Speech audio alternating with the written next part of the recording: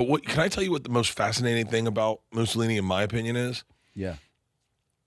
The defamation of character that happens after he's killed. So like they loved him in Italy when they didn't know all the stuff that he was doing, but they loved him in Italy, loved him. Il Duce. And then yeah. Il Duce, and then what a fucking. But that same pose, right? That same pose you just did. Yeah.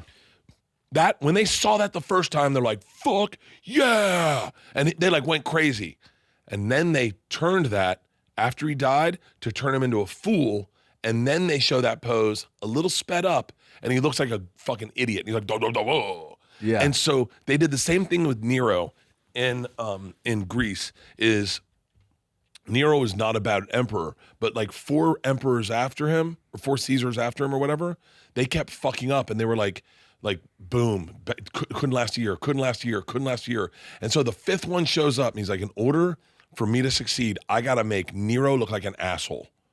So he created the phrase, when Rome burned, Nero played the fiddle.